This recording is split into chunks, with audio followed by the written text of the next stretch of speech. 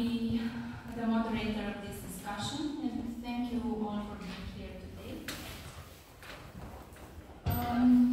I will start now by presenting the author and the book. The volume Militant Epistemologies, 2014-2024, 10 years of activism and engaged research for housing justice, is a collection of articles signed by researcher and activist Enikő Vincze during the past decade.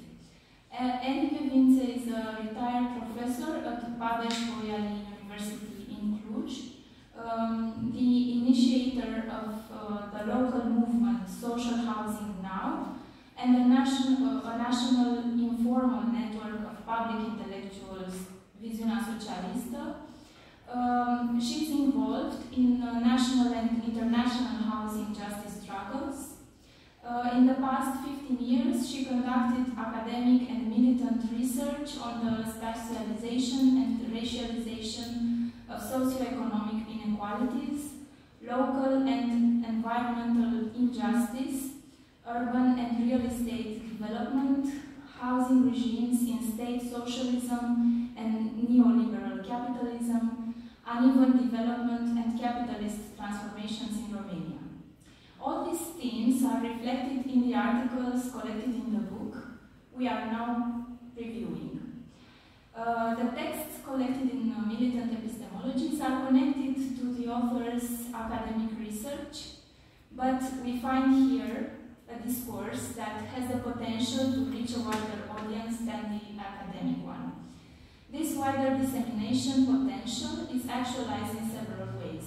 Through an accessible language, in the fact that articles initially appeared on publishing platforms that either aim to disseminate left-wing ideas, such as Gazeta de Artă Politică, Baricada, Cărămida, Critic-Atac, Leftist, SLS-Melet, Viziunea Socialistă, Cunoaște de Frontieră, or are part of the broader landscape of local and national media, like Revista Vatra, Someș Delivery, Trans-Europa Journal, Libertatea or Mediafax. The articles now appear at Fractalia, a small publishing house that has a good connection to the activist environment in Romania, but also the possibility to distribute the book in a number of bookshops in several cities, and thus can further disseminate these ideas. Also, this dissemination potential is actualized through the role played by the dimension of personal experiences. The epistemologies propose a reframing of these experiences within systemic, potentially unifying frameworks of understanding.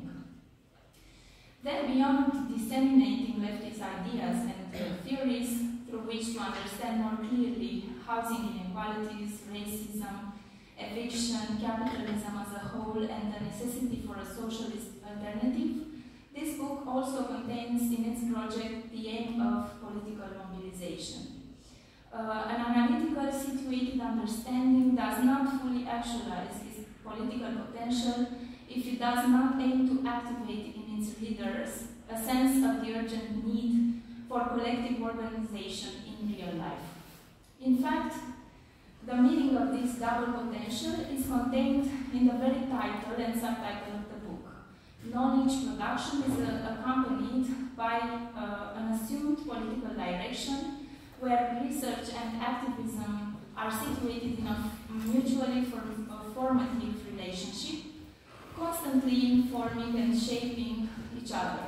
As the author explains in the foreword of the book, systemic critique, articulated through radical questions that break through the justifications of the system, take shape with an understanding of the specific destructive way in which the system operates. The book Militant Epistemologies is divided into 3 parts, corresponding to 3 periods marked by events that have influenced the author's analytical path. The first part is called Activism Against Racism and Mobilizing for Social Housing, and brings together articles from 2014 to 2019, that deal with housing inequality, evictions, racism, ghettoization, and organizing against all of these. This first part of the book reconstructs in the background the history of Patarut as shaped by evictions, capitalist violence, the violence of the authorities, but also the activism and organized political action of the affected people.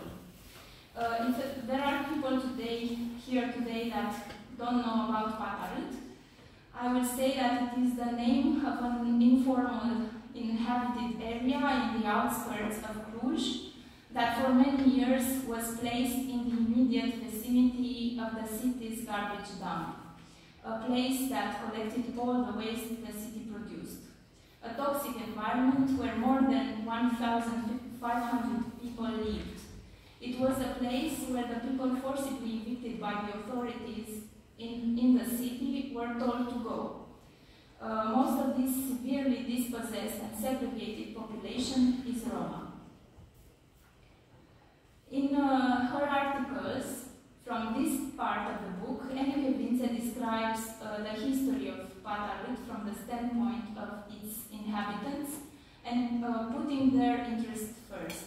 She makes a permanent critique of the action of authorities and explains why all groups that stand in solidarity for housing justice and anti-racism should fight together for public social housing.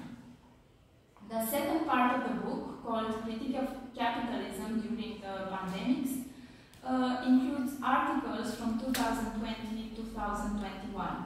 Here you will find, among other subjects, the account of the impact of the pandemic in Patarut and the critique of the lack of action by authorities.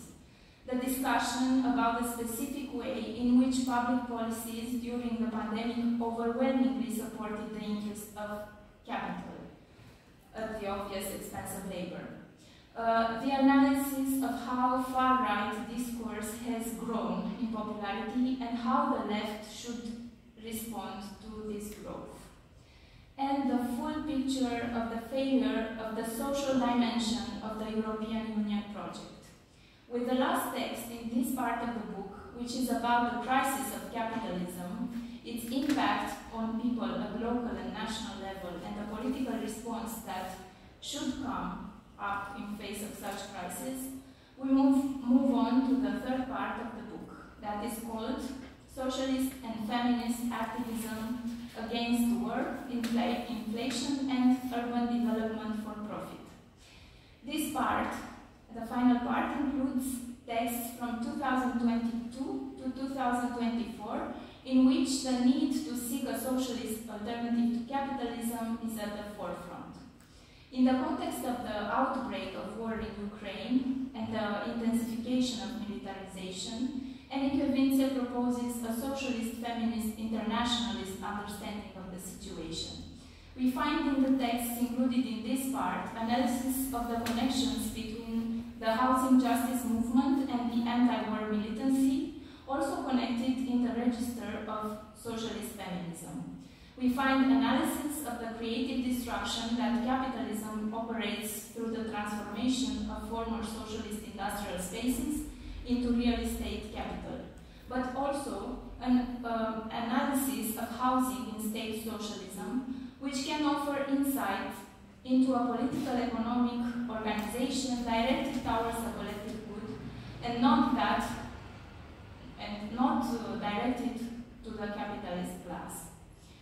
Last but not least, and perhaps one of the most important elements of the book, is the inventory of political actions, of protests, rallies, campaigns, manifestos, petitions, initiated, organized, and carried out during the period when the articles in the volume were being written and published. These actions, initiated and carried out by activists from several groups, but mainly from Social Housing Now, together with other individuals and groups directly affected by the evictions and displacements, are listed in the book, and their list is accompanied by a series of images. Through the juxtaposition, the two-way relationship between activism and engaged research becomes very clear. we can clearly see now and see how and what kind of interactions, solidarities, and organizing influence research, and how and what kind of ideas direct political action. This is why this volume is such a powerful tool for transforming our understanding of the world and consequently for political mobilizing. If in the dominant hegemonic anti-communist discourse the reference to socialism is seen as a consequence of nostalgia, of a blurred view of the past, this volume clearly and effectively contradicts the dominant discourse. After reading this book, we clearly understand that the need to search for socialist alternative to capitalism comes from a deep understanding of the present, shaped by active political engagement against social injustice. Taking into account its objectives and its clear ability to fulfill them, this project also contributes to the development of the scope of Fractalia Press, bringing substance to its work and goals of political education and left-wing propaganda, of publishing and disseminating contemporary revolutionary literature based on praxis. We thank you once again, Enikő, for this collaboration and for all of your work, of which this volume is part. We will now begin our discussion, and please, each one of you, introduce yourself, because we didn't have time to arrange this. So, yes. And what to say? No. No, Georgie first, and Sorin, then Mișa, and then Hi everyone. I have some info here, so that would be useful. It's rare that you find an academic so dedicated to putting scholarship into practice as Enikő. One who values knowledge production not just for the sake of it, but using it to take action from an academic position, in putting anti-elitist epistemologies at the core of our action. Enikő's work is truly inspiring, and I'm honored to have been a close collaborator for the last almost 10 years in Közszociálatum and some research projects. The book only contains non-academic style texts, although naturally they are all inspired by and even transposed theoretical works, of which there are many, including two very recent volumes that maybe Enikő would like to share more about. From racialization to political economy and geopolitical analysis and many other angles, more often than not combined, they are all part of the book in various instances. There are some historical moments that are worth underlining. Romania's accession into the EU, the financial crisis, its aftermath, each individually, and how they compounded, produced fertile ground for leftist critique. In 2014, when the results of austerity in Romania, directly designed by Emil Boc as Prime Minister, were finally fruitful for Cluj, with Boc as mayor, a new future laid ahead, a future of economic growth based on private investment. History was inevitable. The pandemic even more clearly unraveled the position of the working class as the backbone of social existence, and it offered a clear window into the liberal masquerade. The more the working class position as the core of the economic process was presented, the more the political class forced a symbolic reversal. Entrepreneurs are heroes, Prime Minister Kutsu decreed when the central role of the working class in the economy was made obvious. And now we are basically on the brink of escalated military conflagrations. The book displays an effort of researching inequalities and understanding their roots, not just through the constant verification of theoretical and conceptual productions, but through direct involvement on the ground, identifying actors, mechanisms, particularly the institutional settings, and how they can be used and pressed into delivering social justice. All this showed the limits and unraveled the shallowness of discursive outputs of political institutional actors, and also their constraints. Academic research, involvement with mass media, artistic productions, administrative and legal instruments, popular organizing, these are all avenues tried and tested. They are all means of putting the previous knowledge to test, but also spaces of producing knowledge. So this book what this book shows is a prime example of what being a public intellectual looks like. An intellectual focused not only on producing knowledge, but also on finding channels of sharing it with the various publics. How mass media appearances and relations with the media are shaped, thinking about its role and potentiality in producing social change. These are takeaways from the book. And it raises explicit and implicit questions on who controls the narratives, or who owns the legitimate means of expression.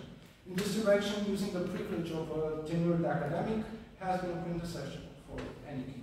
I want to focus more on the first part of the book. Maybe it's easier, as it feels that the post-2020 changes are still in process.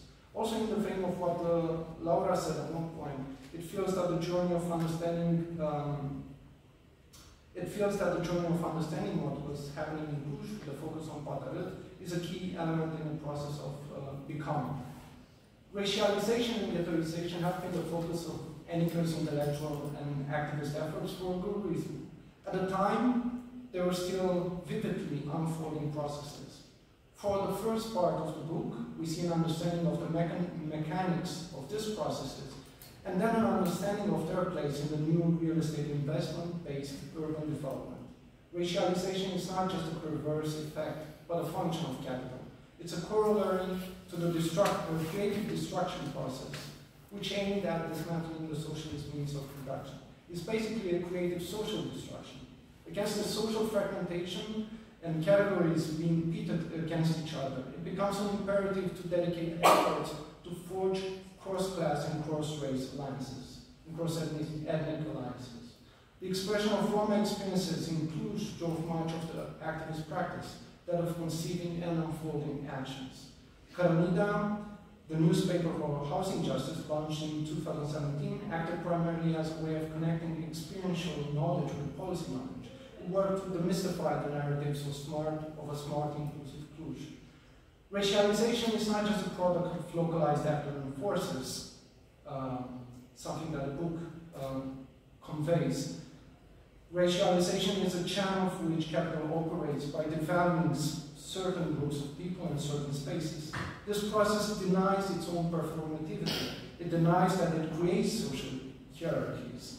Instead, it presents itself as a reality that comes into being. It produces a history in which not only this is how society operates, but this is how it always did.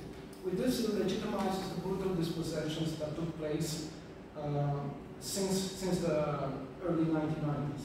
Against this mystification has come a lot of Enikő's work. What becomes evident is that Patarăt, the ghettoized space carved by the municipality in the city, is not just an unfortunate byproduct of the transformation of Cluj. It is a necessity. Nothing makes it more evident than the fact that around 10 million euros, mostly from the Norwegian state, but also from the local budget, barely solved the housing situation of 70 families in 10 years. In 2008, the new Timiș-Blajului housing complex of around 270 apartments built with municipal funding cost 11 million euros, while 70 families being offered a chance of living in regular housing is nothing to scoff at. At this rate, solving the Patarăt situation is impossible. Patarăt is necessary to show that access to housing is hard work. Seen through this lens, this is Norwegian money put to work in the protection of the city's real estate value. It is the price paid to ensure some guise of morality in the process. Contrary to mainstream assumptions, racialization does not affect just the racialized populations. Enikő shows this clearly. It creates a race to the bottom. It ushers in various types of dispossession for every other social category. Let's look at the lower middle class, which could also be called a non-racialized working class. Let's just exemplify it through the recent cohorts of university graduates who are stuck with two options: pay most of their wages on rents or abandon the city. They are stuck in this cognitive dissonance. We are following the outlined path, yet we are barred from reaching the dream that was promised, the dream of housing and income stability. We have to find a way to rally these people away from the disenchantment and towards a realization of their closer connection with the racialized working class. We did try, as the book clearly shows, but with limited success, and there is more to be done on this front. Public housing as a solution emerged not just as a claim from people dispossessed, although this was primary source in the efforts that Enikő presents. Public housing as a solution that was and is still deemed possible in the current framework. However, it is completely at odds with the real estate market. The market, improperly named as such because it is just a landscape dominated by investors, primed by the municipality's PR to expect nothing less than huge margins, this market thrives on housing prices. As a real substantive solution, public housing is possible from a technical legal perspective, but it is not politically possible. Proof of this is spread out in the book.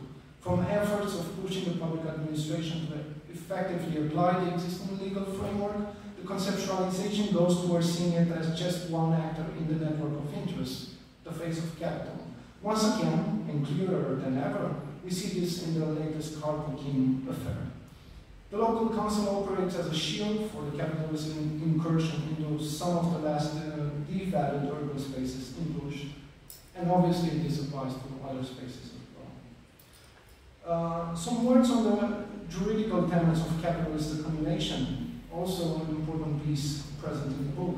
What was discovered is that the interests of the real estate financial complex are catered through a mix of one, perceived legality, and two, the creative use of legal anchors, whether by directly violating the law, as was the case of the selection criterion on education in the social housing point system, or by using various combinations of interinstitutional legitimation of discriminatory practices, as was proved at least through the decisions of the National Council Against Discrimination. The legal apparatus is put into play to justify the obligation to dismantle any social control over urban life and resources.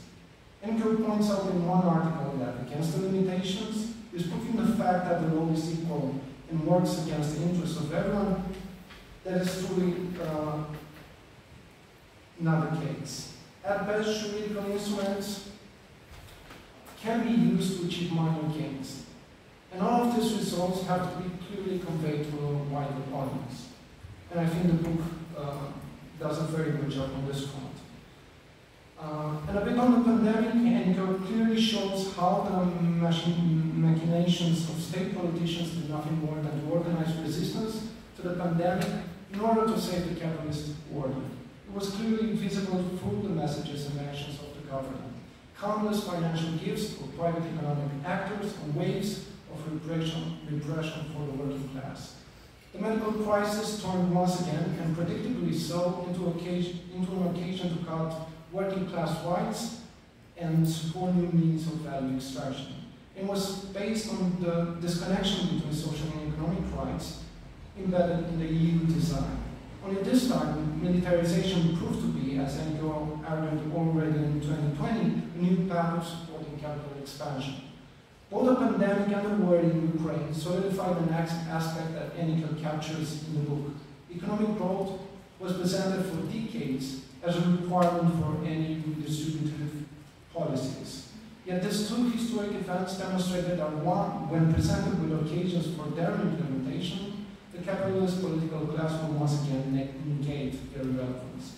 Instead, their anti-redistributive policies are now legitimated with fear-mongering. So we are now witnessing, and Enikő was arguing in one of the articles, post-neoliberal order. This book, I think, can be an inspiration, also an inspiration for the next generation of activists, and particularly for those in the academia. Those in the academia working against the naturalization of capitalist approaches. Thank you. Thank you, Georgia. And now, Sorin. Thank you. Yes, the microphone is sorry.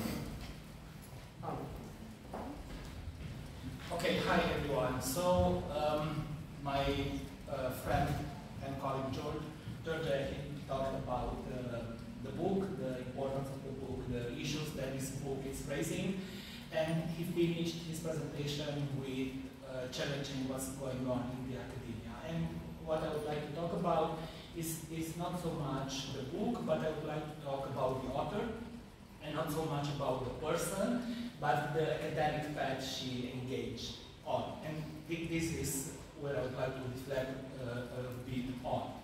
And before starting, I would just like to say that last year I started a very small research project with my colleague Enikő. It was not about publishing or anything. We just wanted to understand better our own academic environment, like what happens with academia, how the academia has changed. We started interviewing professors that, both male and female, that started their academic career during the socialist period, and we wanted to see how everything has changed. And for us, this was something very emotional because we wanted to understand better the academic environment, but also we wanted to understand the choices academics made throughout this period. And of course, this is a small side note, when you are young, as I was 10 years ago, you're very fascinated about these big books that you have to read, right? There are fundamental authors that you have to read as well. Everyone quotes certain papers and you have to read that as well. And it's fundamental for us to cover this literature. And I think this is important because the type of social processes that we write about, they are global social processes, and yes, you have to be aware of this. But what I want to say now is that the older you grow, you tend to be more interested in the local knowledge production. You're very interested in how your own peers have started to write and research Romanian society, how they address specific type of crisis, how they wanted to understand the present and the challenge that the present posed to us. So to me now, this starts to be something very fundamental. I don't know if this has to do with age or this has to do with my own political transformation, but now more and more I want to look back at what happened in the 3, 4, 5 decades in the Romanian academy, and I want to understand exactly what my colleagues wrote about it. And this I think is something very important. And what I find very worrying, and now I'm reflecting about my own academic path, is that this is not something that it's been expected to you. You know, like the pressure that I feel, specifically in the past decade, is that I'm an anthropologist of religion, and I have to write for a global audience that works in this field, but not even in this field. Right, I'm interested in the intersection between religion and capitalism, and also within this are further and further specialization, and what is being expected of me is that I read these authors that are spread globally, and I should be trying to address some gaps that are in this literature. So this is more and more the pressure that I feel, especially in the past decades. And I think that precisely because this academic hyper-specialization, we tend to ignore this local knowledge production, how knowledge is produced locally, what do they address. And in these interviews, which were very, very emotional to me, that I've done together with Irina, we started to focus more and more on what happened in the Romanian academia. How has it changed? What were the new challenges? What were the expectations that were expressed toward being a professor? So what were the choices people make? And when we've gathered all this data, this project is still going on, it's amazing how much the Romanian academia has changed in the 4 or 5 decades. It's simply amazing. And I just want to give you a small example which I think is relevant. For example, during the 80s and the early 90s, the most important space where a professor was constructed, like the pressure you felt most, was to deliver a lecture. It was expected of you to deliver lectures to students, in the sense that there was a big shortage of sociological books, there was a shortage of good literature. You would read this literature and you would try to explain it to your students. This was the space where somebody proved himself or herself of being a professor. And this doesn't mean that people in the 80s and 90s were not doing research. They were doing quite a lot of research. It doesn't mean that they did not publish. They had to publish a lot, but I think the pressure mostly was there, right?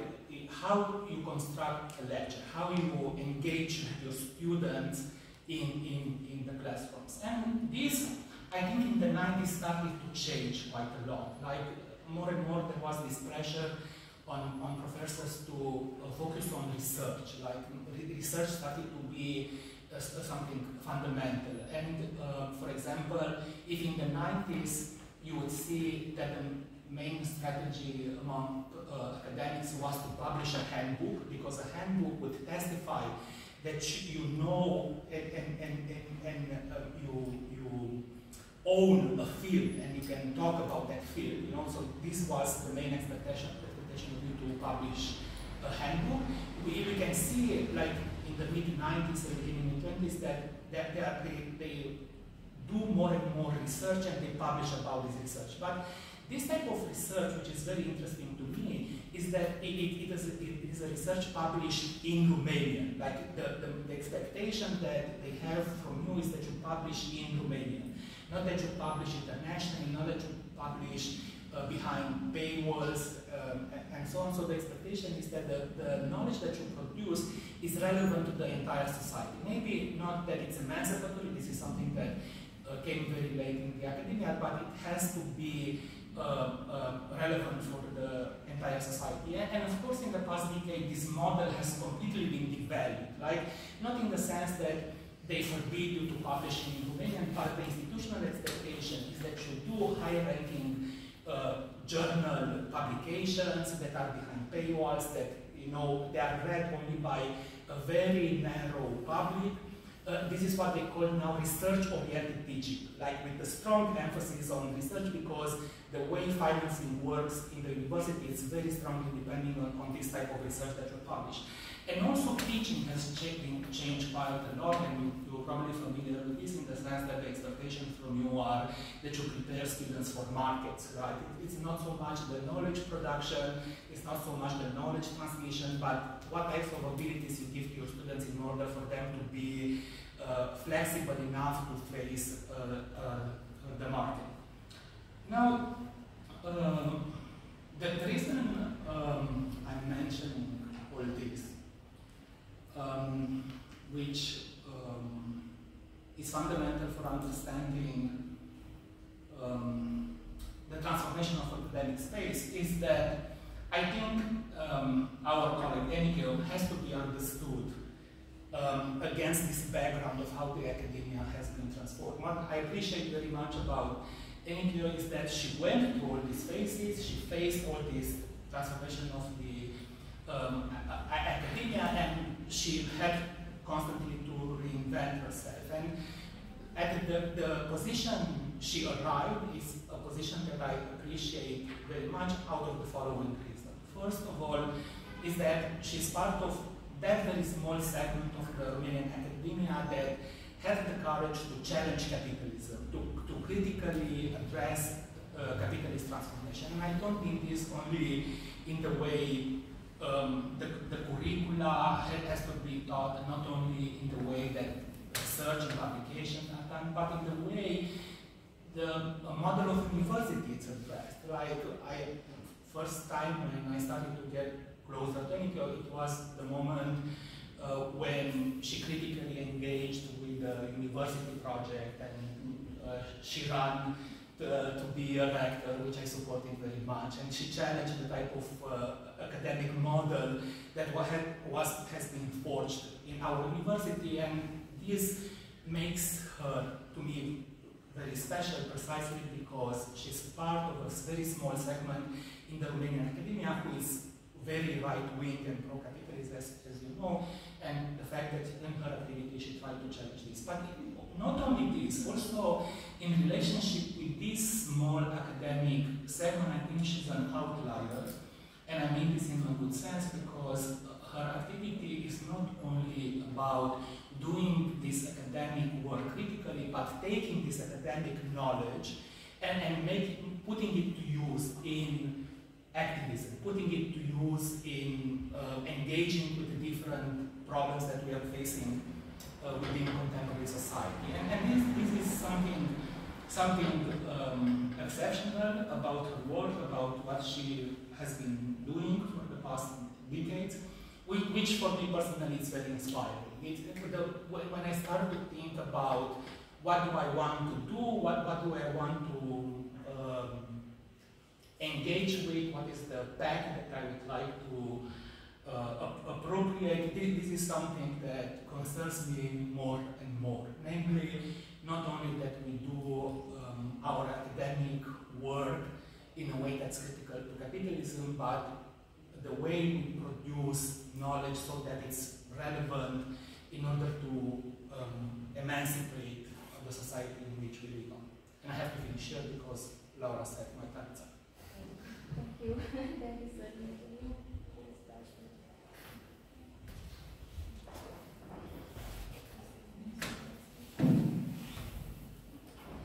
I just wanted to say a few words about the book from a feminist perspective, because I am also a feminist writer.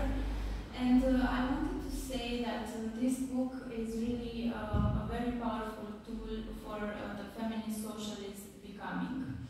I always use the word socialist in a broad sense, mainly because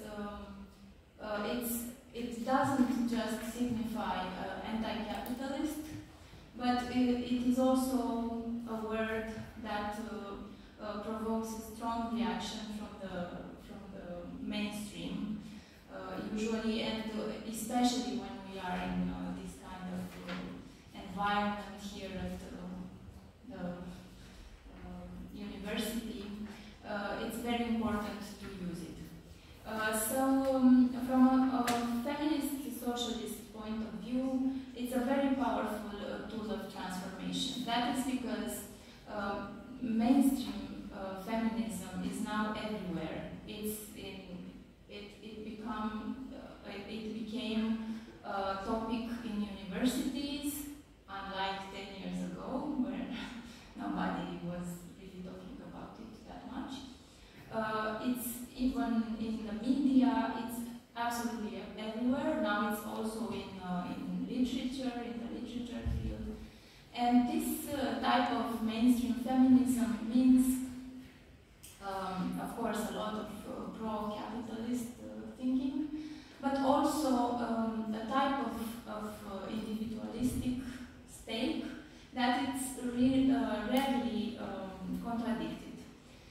It's a feminism that teaches everyone, every girl and every woman to set boundaries, to put herself first, to think about herself.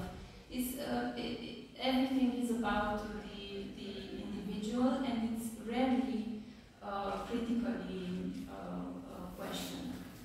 Also, when this type of feminism tries to teach young women and young girls to think about the others, to look around them, and be very kind, and so on, it does it from a perspective of from a hierarchical perspective, and it's always about this putting this subjectivity in the center, where you know you are this privileged or not, but an educated woman or girl that has to be kind and look out for others, so that many young women that consider themselves feminists today would like to get involved into all kinds of social action, but don't really have the framework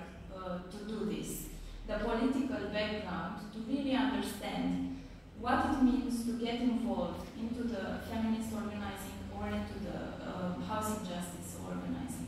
It's not about yourself. I'm not saying that it's not important to think about yourself. Of course it's important to think about yourself, but the emphasis is very, very strong in mainstream feminism on thinking of yourself. the shift from mainstream feminism to socialist feminism means exactly this. Changing the emphasis from yourself to others, and others mean many times those people that have been extremely dispossessed and extremely affected by capitalist transformations.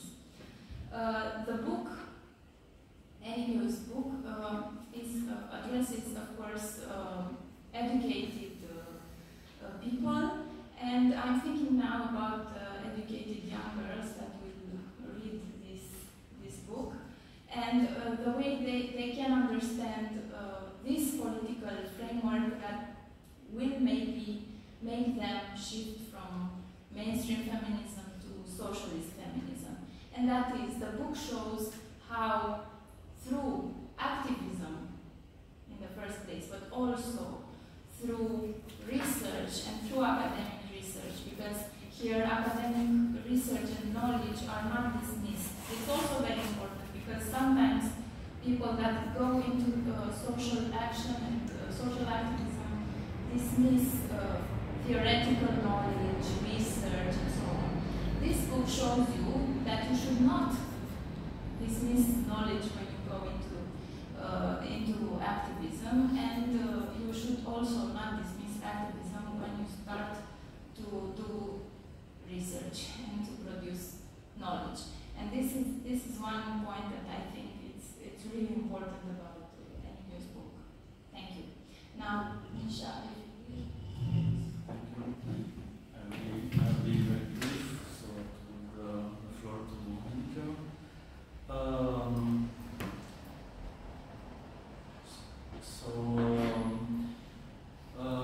Yes, I want to talk about how this book can be an instrument of politicizing, but also it is a repository of action within the activist for housing rights, which I'm a part of. So this is my persona now. I'm speaking as an activist involved in housing rights movement in Bucharest, in FCDL, the Town Front for Housing Rights, and I was fortunate enough to meet Enikő and cărți sociale acum, social housing now. I think 8, 6, 7 years ago.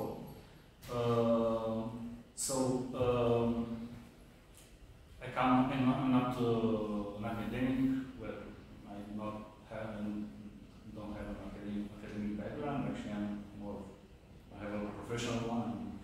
I'm an architect, but I no longer work as one. And the contact with cărți sociale and what was and is their direction, their activism, was very important to me in the way I understand how housing is described within political economy. So, of course, this was it didn't happen in a very short time. Actually, it's an ongoing process. So yes, I think it's a very useful instrument for politicizing and for understanding how the market and housing works. And then, of course, because we had this discussion many times within our group, the value and the importance of having an archive of action, of written papers, of all sorts of the things that activist work is making. Yes, tremendously valuable, and yes, I'm very happy that it will be also a physical book, so we all can open its menu and read. Okay, thanks. Thank you so much. I would like to start by saying that launching this book at Babeș-Bolyai University, and by chance in a room of the Faculty of European Studies, is not a historical necessity. So I guess this could happen due to this conference. Not because we were especially invited to make this book launch, but because he offered to do it. But anyway, the conference is the frame where we can do this. Otherwise, nobody would have invited us or me to launch this book here in the walls of Cluj Academia. So thank you very much for this, for Fractalia, and to Laura, most importantly, in her multiple connections to me, to us in Cluj, as well. This happens with Mișa also, who made the design of the book. Thank you very much, and I'm very eager to see it and have it in my hands, as you said. By the way, the book can be ordered. We have some flyer where if there is a ride, the address where we can order it in October, probably. Okay. So yeah, and then thank you very much to George, who was really a comrade since 2014, when he moved from Bucharest to Cluj. That's been a real phenomenon, I guess. Everybody goes to the capital cities, and yeah, I was very honored, and later. And with Simona Ciotaruș, we worked a lot since 2014 together. Also within the walls of academia, like that doctoral course on critical urban theories, and we started the cercetare around 2015 or so. And last but not least, thanks to Sorin, he is one of the few colleagues of mine who became a comrade in political thinking and writing, and always a supporter of our actions, protests or otherwise, in the past few years. Really, I also have this personal stuff. I just retired. I decided to retire a bit earlier than we usually do in academia, where everybody fights to stay at least the age of 65, or if it's possible until the age of 70. So I decided not to do that. At the moment when I decided to make this book, and the two decisions were not connected actually in my class, but now I realize that they are connected. Because yeah, this is a moment of our life, retirement, so to speak, when we kind of have to face our past and want to make some order in what we did, what we didn't. Putting up this book from pieces of non-academic writings, if you wish, happened under this condition as well.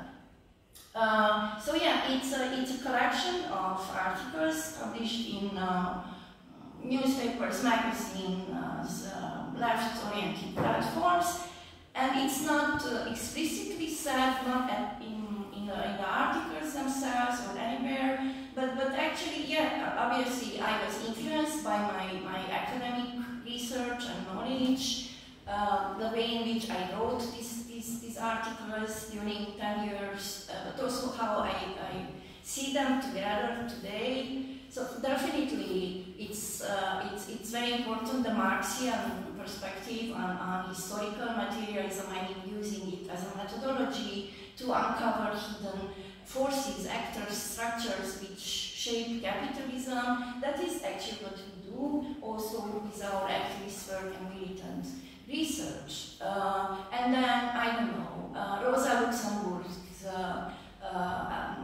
thoughts about how militarism is inscribed or Trotsky newly used the concept of transitional program. We discussed about this in the morning. Nancy Fraser's idea about how to address capitalism not only as an economic order but as a societal order. So it's all implicitly in this book. Or I don't know, Michael Buraboy's program about public sociology and his understanding about reflexive science and so on and so forth. So yeah, these are very important economic legacies written implicitly in the text. Yeah, maybe because I thank you very much for your presentations here. Maybe I just would like to add something to what was said. And I start by George's emphasis on the issue of racialization. Indeed, that was one of the first matters that came to my mind as part of activism. But in years, I learned that this is not only about the racialization of Roma ethnicity, it's also about the racialization of labor, racialization of space, and how actually all these together work in order to give instruments, complementary instruments to capitalism and capitalist exploitation. Because actually this is what is happening with Roma underpaid workers who work in sanitation companies or who do informal work on the landfills. Actually there is a need for labor force, and cynically speaking, there is a need for Patarut as informal settlement where people can make a living at a low cost, right? So there is a need for all these processes. And then something to what Sorin said about how academia works nowadays and how it actually evolved in the past 10 years, and not only. It's like actually for those of us who, for any reasons, do not feel comfortable about doing only academic research, it's kind of a double burden, if you wish, because you have to do both if you want to survive in academia and even to promote in higher and higher positions. You need to satisfy, right, those publication criteria, etc. But yeah, it comes maybe in a moment then, as it happens in my case, when I did not feel comfortable only doing this, especially because I am encountered during my research situations of real people in the face of which I said I cannot do only research about this, so I feel I need to do something more. And this triggered my activism, and yeah, I guess we did a lot together in the past 10 years, but we also could witness how the university made invisible our work, not recognizing it, not I don't know, not rewarding it symbolically, I mean. So I guess it's still a struggle for people who still remain in the academia somehow, you know, to introduce into this yearly evaluation, assessment process of what academics do, this kind of activist work, opening to civil society. Babeș-Bolyai University says that actually civil society in today's minds of today's leaders is about the business environment. So if you connect to them, you serve the community. If you connect to labor classes, if you connect to racialized people, if you address issues of exploitation, that's not something to be considered as important, or they try to make you inexistent in a way, you know, and then, yeah, okay, so we all have our personal strategies how to survive this, and I had my satisfactions in activism with all the frustrations and tensions together, but that was important. So if you feel uncomfortable with your academic position, you can think about starting activism.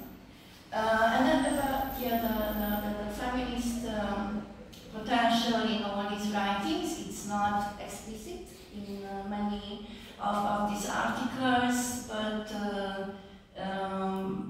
yeah, so I still identify myself as a feminist, as a socialist feminist, or as a feminist socialist, being also anti-racist socialist. But yeah, you know, and I also had some, I don't know, initiatives in a more capitalism-friendly gender studies paradigm kind of stuff, in institutionalizing it at Babeș-Bolyai University as a particular point, I don't know, 2004, 2010 or something. Then the program was stopped, and when I realized that so-called feminism, in its liberal paradigm, became recognized at the university, I said, I'm not calling myself feminist anymore, because it's a waste of time, you know, to always say, I'm feminist, but not like that. So it's a way of, I mean, strategizing with your political positions and making, you know, creating distance from something that you disagree with or are critical against. And Mișa's thoughts about being not a professional or an academic, that's really very relative.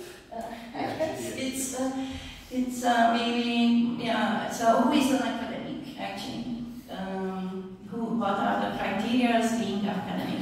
And from here, I will say a few words about the title of the book, Feminist Epistemologies. So it's about epistemology. It's not an epistemological writing, but it's implicitly about this question.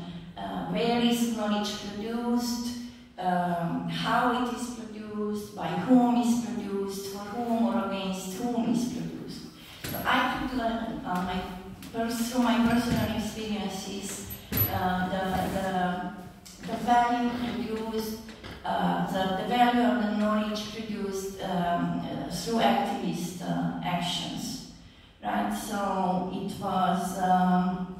was even more than translating an academic research into some politicized directions. It was really entering into situations, creating situations into which I could learn from very many people. I could learn about their lived experiences, and I realized I might have a role in this. A privileged person coming from the university, my role could be, I thought, of translating these personal experiences into political messages, or of creating contexts in which different people with various socioeconomic backgrounds and ethnicities can make. So I guess that was another role that I took to create these connections, bridges, actually, you know, this has also a potential beyond all these situations, because, you know, all the people you meet and all your people you can connect somewhere, they actually will continue to live out these complex social relationships and networks, and actually this is, I guess, how societal political knowledge is constructed. So by networking, by bringing people together, by letting these social relations flow, and obviously this is not enough for the revolution, but it's an important way, I guess, to construct collectives and politicize them also in an indirect way. And then also, yeah, the political education of ourselves and the political education of others, again, is a way of doing this style of being an activist academic, because obviously maybe we could have learned or everything that we know together today from books, from texts, from socialists, from Marxists, and we tried obviously to do that learning, but we learned a lot from doing things. Maybe this took longer to make all these connections, to start as the chapters of the sections of the book reflect from a particular local situation in which people's first reaction was that we are victims of racism, so if you want to support us, we should emphasize this, to addressing that through why racism and why housing unaffordability is part of capitalism, why capitalism needs to have an underdeveloped non-profit housing sector, why capitalism needs to have underpaid laborers and the reserve army of labor and so on and so forth. And in a third step to, well, actually personally being very much challenged by the proxy war in Ukraine, which exploded in February 2022, when I felt myself very small. I mean, we all could feel ourselves very small, but nevertheless, I felt that all our housing actions are actually useless in this broad context in which militarization became the #1 preoccupation of political actors and decision makers as states, and capital is benefiting of this. So what should we do? And okay, then there are some moments when maybe you are not, you don't feel self-confident enough to do the organizing work, but maybe you want to stay at home more maybe and think and write, and therefore I started to produce these political texts looking to revisit the socialist legacy and looking to think about socialist alternative to contemporary capitalism. I don't know how much time do I still have. It's like I should stop. Okay, then it's just this idea, and maybe what we discussed in the morning, I find it very important. So sorry for those of you who already heard that. So I really found a refuge in a way in this notion of transitional program of Trotsky that he elaborated at the end of the 1930s, because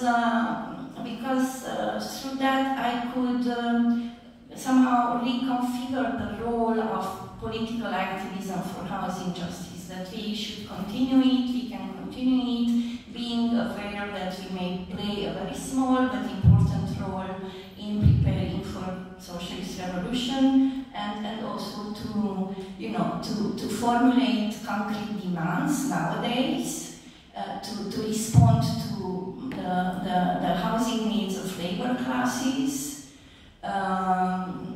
but with the idea that they have to mobilize in order to take over the power on the institutions of state, in order to put the state into the benefit of public interests. So I thought, this was a strategy, so you can formulate these concrete demands for today, but these demands should be in a way that should not go against the idea of more revolutionary radical changes. So and I guess that this idea of non-profit, respectively, public housing, and creation of a housing stock which is emancipated from the influence of unregulated market has this potential. So like agitation, propagandistic, but also demand like claims nowadays which can connect to some